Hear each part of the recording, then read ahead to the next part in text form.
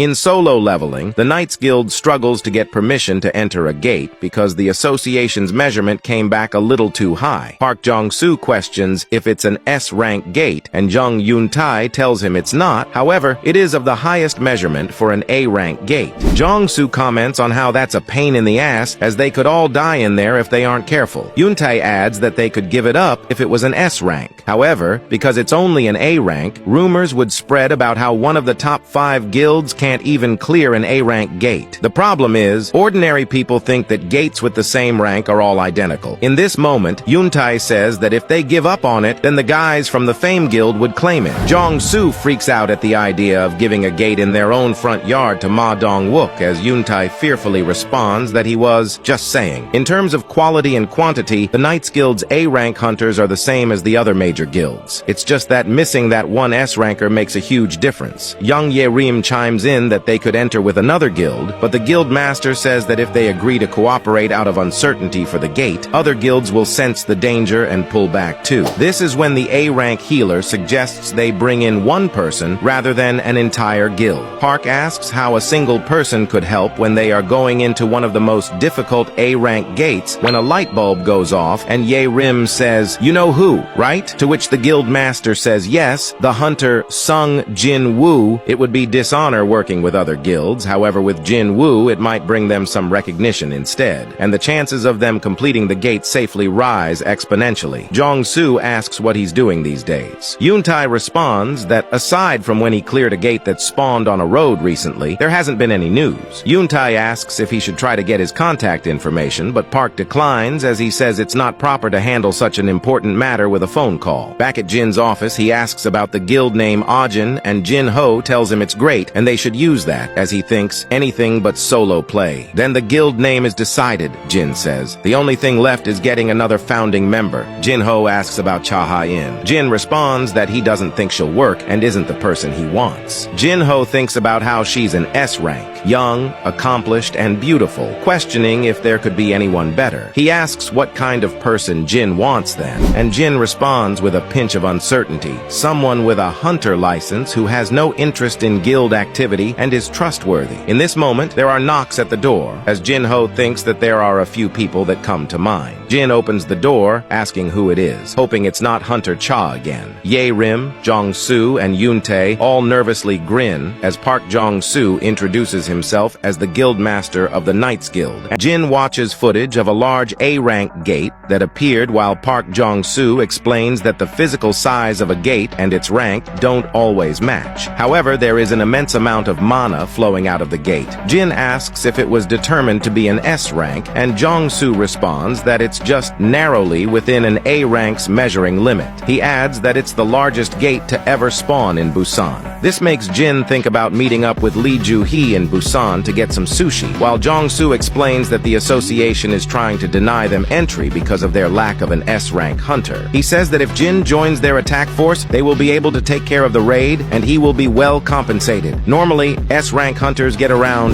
10% of the profit from a raid, but he's offering Jin 20% for this dungeon. Let's do 50-50, Jin responds. This catches the guild master off guard. Jin says that he is to be treated as a guild and not an individual, adding that they've just established the Ajin Guild. Jong-soo tries to negotiate for a 60-40 cut, but Jin quickly shuts that down. Park Jong-soo comments in his mind on how Jin looks young but is rather unusual. Very well, then would you take care of the boss-level monsters? Jong-soo replies. Jin agrees, and the Knights Guild master tells him that it's been almost a week since the gate was discovered, so they'll need to start the raid tomorrow. He invites Jin to join him in his car. However, Jin declines as he has some business to take care of tonight, stepping away, saying, "Regardless, I won't be late," as Yoon-tae notices something. He questions if Park Jong-soo just saw Jin's shadow move, but he dismisses it, questioning if Yoon-tae's been drinking. In this moment, Jin's phone rings with an anonymous number, so he excuses himself to take it. He steps out, answering the call, but it turns out to be his mom, who's just bought a cell phone. She tells her son that she just wanted to hear his voice and apologizes if she's interrupted anything. "Not at all," Jin replies, before inviting her to dinner together tonight, to which she happily agrees.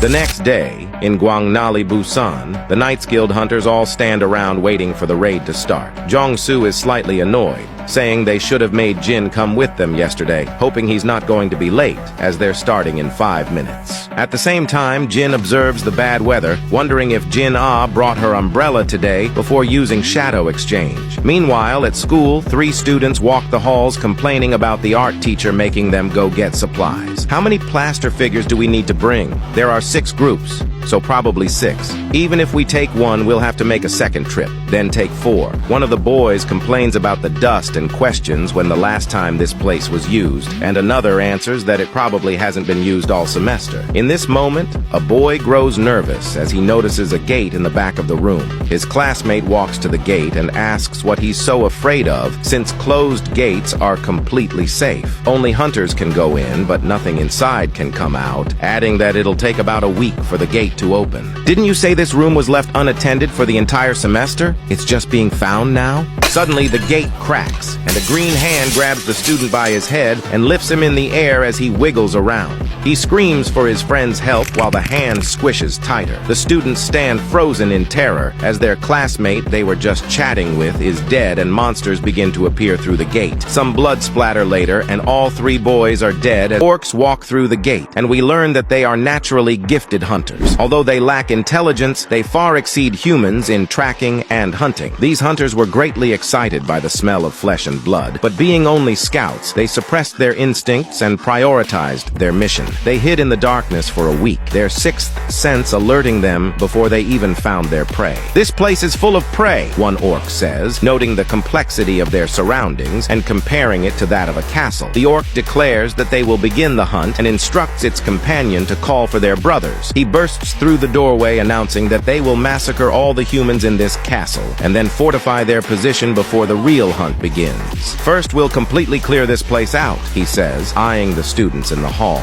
A boy gives a girl a drink before they both hear a thud and look over to see a green monster with an axe flying at them. Meanwhile, at the gate, Jin comments on how much bigger it is in person. He points out the collection team, the mining team, and the assault team, which is comprised of 13 A ranks and 20 B ranks. Jin walks through the crowd, surprised by how many A-rank hunters they have. A voice says. Hunters swarm Jin with questions, and a woman suggests that Jin will be taking the lead on the raid today. Quickly, Jung Ye-rim steps in, questioning why they're making Hunter Sung feel awkward. She introduces herself as the main healer of the Knights Guild assault team, and says that the raid leader and the main healer should be on the same page. Jin turns his head and tells Park Jong-soo that he hasn't explained yet, to which he responds that he can do it now. He begins by announcing that he will be leading the raid today. The other hunters stand disappointed as the guild master tells them that Jin will be in charge of the rear, making sure that they are safe. "Are we so weak that we need someone else's protection?" a hunter asks, wondering if the elite members of the Knights Guild look that weak to Mr. Sung Jin-Woo. Park Jong-soo comments that his members are pretty gutsy and says that it might have been a little rude, but they usually have this kind of atmosphere. Jin says it just means they're confident. Jong-soo looks at his phone and says they should get going as the raid begins. Meanwhile, a woman picks up a call for the Hunters Association Emergency Call Center. A student frantically calls the Hunters Association Emergency Hotline, reporting that there are monsters outside of their school. The worker on the other end asks, "Where are you calling from?" The girl, covered in blood and shaking with fear, replies, "I'm hiding in the bathroom." Tears stream down her face and she trembles as she continues, "I was with my friend, but my friend... How many monsters are there? Are they nearby?" The girl shakily responds that she doesn't know. "I hear too many screams." She sobs while asking if she's going to die. The worker tries to soothe her, telling the girl that hunters are on their way right now. "Our hunters would never abandon you students, so you need to stay calm until the end. Do you understand?" More screams echo in the background as the girl says, "Really? Am I going to live?" Desperate to gather more information, the worker asks, "Do you know what kind of monsters they are?" The girl hesitates. Yes, I saw them on TV," but she can't put her finger on what they were. The worker urges, "Describe them. What kind of monster? What do they look like?" The girl stammers. Their bodies are human-like, but their faces are ugly. Ah, they're green. They have green skin. The realization hits the worker, and she questions if they are orcs. Yes, that's what it was. Orc. At that moment, an orc arrives at the bathroom. The worker's voice, rising in urgency, warns, "Get away from there! Quick! Orcs can smell!" The girl's phone falls to the ground as she screams for help. "I don't want to die!" Her cries pierce through the phone as the worker sits paralyzed, listening to the girl's last screams for help. Students scream and run as blood bathes the walls. They flee off the school grounds as a girl cries out that her friends are still inside while a boy drags her away, saying the hunters will take care of it. Blood drips from their battle axes as an orc states his dissatisfaction with losing half of their prey. Another orc reassures him, saying there are still many left since they blocked the escape paths. "We'll go up another floor and kill them all." On the next floor, students huddle in a barricaded classroom as two boys nervously stand guard. Suddenly, the barricade crashes down, and the students scream as a bloody orc walks through. In a desperate scramble, a student runs to the other barricade across the room. However, an orc lying in wait slashes its axe at the boy, cutting him down. More orcs arrive, and Baldy tells his boos that there is a human here with magic energy. The boss responds, "Kill that one first." It is revealed that Jin-Ah and Han Song-yi stand at the back of the classroom, terrified as Jin-Ah prays for her brother. This purging continues. Jin-Ah screams, "You can't!" while she pulls her friend.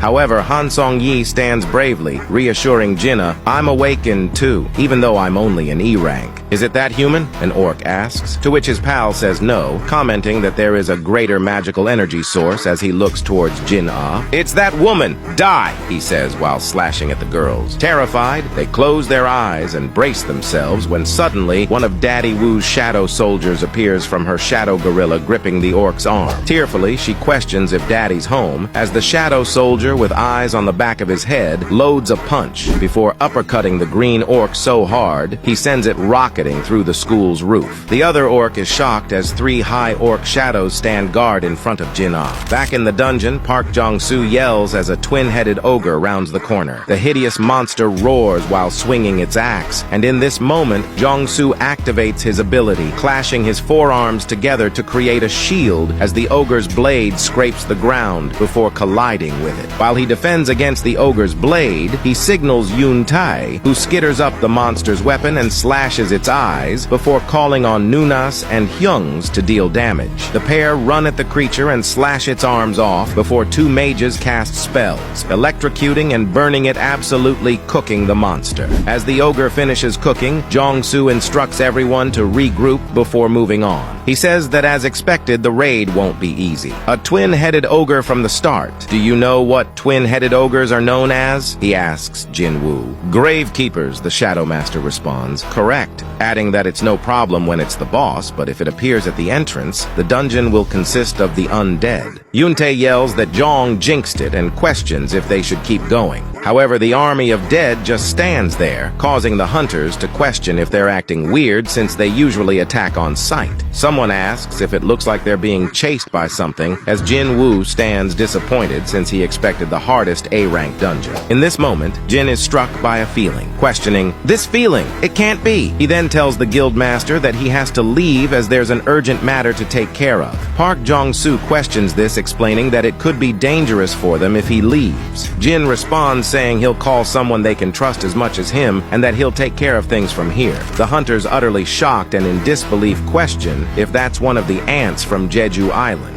Jin says that since he recognizes it, there's no need to explain, adding that he'll take Jin's place. "Protect the humans," Jin orders. Baru questions what he should do with the non-humans, and his master tells the ant to do as he pleases. Baru screeches, causing the hunters to question how they're supposed to raid with such a monster. Jin then summons 20 more ant soldiers to help before attempting to dip out of there. However, Jong-soo and Ye-rim stop him, questioning if he's really just leaving after letting those monsters loose. Annoyed, Jin looks back, saying, I can recall them before I leave if you'd prefer, but you would be better off with them. Jong-soo shivers and reluctantly agrees. That's true. Jin-Woo checks his shadow exchange cooldown, but realizes it's still got an hour and 40 minutes. Damn! Why at a time like this? Jin says before blasting off. Jong-soo stands unamused and nervous as Yoon-tae asks what they should do. Wait a sec, let me think. While Jin blasts through the chambers, he grows more concerned as he's getting constant signals from the soldiers with Jin-ah. The undead block his path, and he angrily grits his teeth. Don't get in my way, he says, pulling out his daggers. However, the undead kneel before Jin, causing him to question what's going on. He chalks it up to being a higher-class necromancer than what currently controls the dead and jumps into the air, summoning Kaisel as he crosses through the gate. On the outside, civilians watch in awe as Jin's shadow wyvern flies through the sky. To my sister!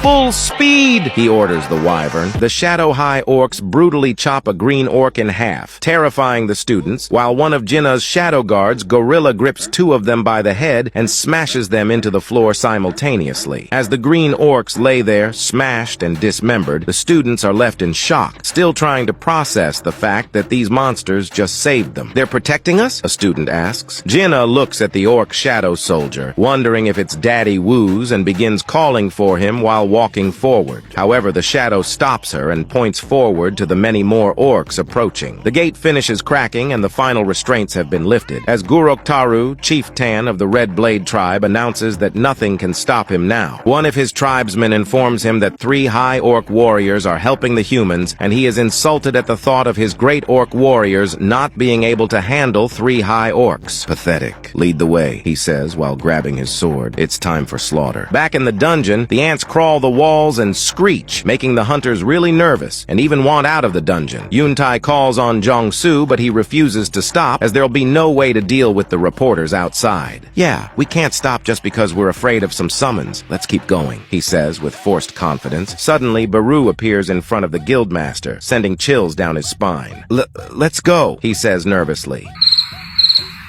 Smiling, he asks, should we go? In an instant, Beru vanishes, and Jong only has time to look over before the ant reappears right in front of the hunter, scaring him to the ground. Beru then throws something at Jong-soo's feet and turns around, walking away with the other ants. The guild members rush to Jong's side to check if he's okay and ask if they should follow the monsters. First, take a look at this, he says, as they all look at the head of a Death Knight, one of the highest-ranked monsters, killed in an instant. To think they're this strong, Jong-soo remarks, before commenting on the value of magic cores from high-ranked dungeons, and asks if they still want to quit. Before he knew it, his attack force was already moving on without him. Young, how long are you going to stay there? Yoon-tae calls out. A high orc shadow soldier gets his arm chopped off, forcing him to take a knee. The Red Blade tribesmen chant Guroktaru's name as he explains that an orc's tattoos symbolize battles won and enemies slain. You should have killed quite a few, he says to the high orc, but is that all? Guroktaru demands, keep me entertained, as he slashes his blade at the downed shadow soldier. One of the other shadows blocks it, causing Guroktaru to compliment the high orc, while his hand trembles from the clash of blades. But you have no chance, he yells, swiping the orc shadow right in half. However, the orc stays standing and regenerates, causing the chieftain to question if it's some sort of spell, as no matter how many times he cuts through them, nothing changes. He thinks about how he can kill them 100 or even 1,000 times. But kill all humans! He holds his head in pain, saying he needs to finish this as it's getting worse over time. If they're moving because of magic, I just need to take care of their controller, he thinks while looking at Jin-ah. You? The girl! He yells, pointing out Jin-ah and telling his tribesmen to grab her. The high orcs are powerless while they regenerate. Keep attacking and restrict their movements, he commands. The orcs take down one shadow and stab into the next. Jin-ah, it's dangerous, Song Yi yells. In this moment, the chieftain clenches Jin-ah by the face and picks her up, clearly able to sense her magic power. He snarls. As I suspected, it was you. He squeezes tighter. Die! Suddenly, he senses something. As it gets closer, he begins trembling and drops Jin-ah. Song Yi rushes to Jin-ah to see if she's okay when they all look up. The chieftain begins chattering his teeth out of fear. Something is coming. Something terrifying. Brace for impact, he yells to his tribesmen. The crash downs his men and he narrowly dodges. Jin-ah coughs, orcs. And in this moment, Jin pats her on the head, reassuring her that she's safe now. Guroktaru stands there as the dust settles and looks in fear as the building crumbles, revealing Kaisel and an aura-filled Jin-Woo. Jin stands there, and the chieftain tries to introduce himself when Jin interrupts, pointing his finger. "You? Shut up and wait." This thingy continues. He hugs his sister, reassuring her that it's all right and apologizes for being late. He then asks the students if they're okay, to which they respond affirmatively. He checks on Song Yi as well, and she confirms, though she notes that Jin's mood feels pretty scary. Jin-Woo looks down at Jinna's bruised face and grows furious. He tells Igris to take care of her, and instructs his other shadow soldiers to take the students and head down first. In this moment, an orc squirms in place. "I said don't move," Jin says to the orcs. One at a time, the students plop down Kaisel's body to the floor. Guroktaru realizes the immortal soldiers were Jin's and questions, "Who are you and why are you able to speak our tongue?" The acrimonious brother just stands there. The chieftain realizes that Jin has no intention of answering and orders his orcs to attack. 3 orcs lead the charge against Jin. The first slashes its blade towards the hunter, but Jin grabs the orc's fingers and crushes them, causing the orc to cry out in pain. Still with fingers in hand, Jin twirls the orc around and smashes it into the floor before raising his knee and stomping the monster's head in. 2 more orcs attack simultaneously, but Jin uses his Dominator's Touch ability, smashing the orcs' backs together before, with the coldest face, crushing them, imploding the orcs into each other. The rest of the Red Blade tribe roars and charges at Jin-Woo. However, he blitzes through them, taking chunks of each of their bodies with only his bare hands. As their corpses fall and he gets closer to the chieftain, the orc warrior questions what he just saw. Jin grabs the orc's face while using Dominator's Touch and smashes it against the wall. The irate Jin-Woo glances to the left and the right, only to see dead kids in the halls. He asks, "Why'd you do it?" and questions why his kind wants to kill humans to such an extreme level. With a squished face, it responds, "In our heads constantly. Kill the humans." He questions if the orc hears that voice for him, but it only begs for forgiveness. Jin demands it answer him, but the orc keeps begging for forgiveness while tears well in its eyes. "I see," Jin says, realizing that he's not considered human in their thoughts either. "Well, it doesn't really matter. I'll forgive you, but don't think it will be a painless one for you." Back in the dungeon, Yerim pulls on some cloth, questioning, "Don't you know how expensive that is?" and tells the ant that vampires are very expensive and not for eating. In this moment, the ant smacks the hunter, cutting her shoulder and dropping her to the ground before eating the rest of the vampire right in front of her. This is when Baru appears, giving the soldier ant a scare and holding his arm above the hunter, surprising her with healing magic. The ants walk away as the healer questions how a summon could cast healing magic better than herself. They arrive at the boss's chamber to see the Arch-Lich floating above its Death Knight guards. This frightens the hunters, as among the many bosses, the Arch-Lich is famous for the Golden Dragon Guild's annihilation. One of China's top guilds was destroyed by the boss, causing a dungeon break. Thanks to Liu Drugang, it didn't turn into a catastrophe, but it's impossible for any normal A-ranker to defeat it. Yuntae questions what they should do when suddenly a hunter yells, "They're coming from the rear as well!" They realize that the undead that weren't eaten by the ants came back to life, and Jong-Su yells for Yerim to block the door. Yerim uses her skill Holy Wall. Jong-Su notes the dilemma and understands why this is an A-rank dungeon of the highest difficulty. "Guildmaster, I won't be able to hold this for more than 5 minutes, Yerim says while holding the barrier. "Damn it," Jong remarks. In this moment, he looks over, hearing a screech, and sees Baru. The Arch-Lich realizes they are the Shadow Army. After the Lich King noticed that Baru was from the Shadow King's army, he yelled asking why the monarch's personal army were there to attack them. Beru started cackling, saying, "We were chosen by the king, and you were not." "Impossible!" the Lich shouts, saying that he would speak to the king personally, but suddenly, Baru lunges towards him, striking him right in the center. "You sure have a lot to say for someone who's about to die," Baru said. As they fall, the Lich slams into the ground, immobilizing him. Baru pulls out his life essence with ease. "No!" The Lich screams as he crushes it into little pieces. The Lich's soul starts disintegrating into the air. The power controlling the Death Knights disappears, making them fall to the ground. It defeated the Arch-Lich with just one punch? The hunters question the unbelievable situation. Beru roars at the sight of his victory. I didn't expect it to be this strong, Jong-soo said. Yoon-tae says how with soldiers like those, Papa Wu wouldn't need to step inside a gate since he could easily clear a dungeon by just sending his summons. Jong-soo seems to realize that fact, thinking that even though summoning all of his summons might result in his mana depleting, judging by how strong they are, summoning just half of them would make him wield an army way more powerful than any major guild. Yoon-tae quickly tells Jong-soo that they should try to acquire Jin-Woo's guild. Jong-soo responds, saying that the word acquire isn't quite right, and that it's better to call it an alliance instead. Yoon-tae asks him if he's really serious, since he was just joking because he doesn't look Drip Woo would need their help. Jong-soo responds, saying that even though he's Sung Jin-Woo, he shouldn't be allowed to bend the rules. Yoon-tae is confused by this, but Jong-soo explains how even though he may be able to clear dungeons on his own, there is still a minimum number of hunters that's required to even raid a gate. No one is exempt from this rule, he said, asking if he forgot about the basic requirements. Yoon-tae responds, saying he's right since Jin-Woo could boost their fighting power, while they'd be able to provide him with the number of hunters he would need to meet the requirements, a win-win situation.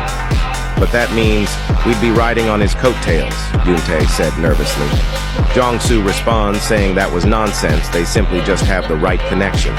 After the orcs invaded Sung Jin-Woo's sister school, only death could be seen in the hallways. Sung Drip-Woo swiftly annihilated the orcs and the chief. Outside the school, ambulances and the police are present carrying the bodies of the deceased students. A mother quickly tries to run inside the school, saying that her son was inside and to get out of the way. Other students cry in front of their classmates' unalived bodies. "Are there any other survivors?" a hunter shouted. "No, sir," they responded. "It's a gloomy day in solo leveling today." Inside a car, the chairman of the Hunter Association can be seen informing Jin-Woo that 213 students managed to escape safely, but only 10 students were rescued from the building. As for the rest of the students, they went home in a bag. "Perhaps we should have seen this coming," the chairman said, handing a phone to Drip Woo.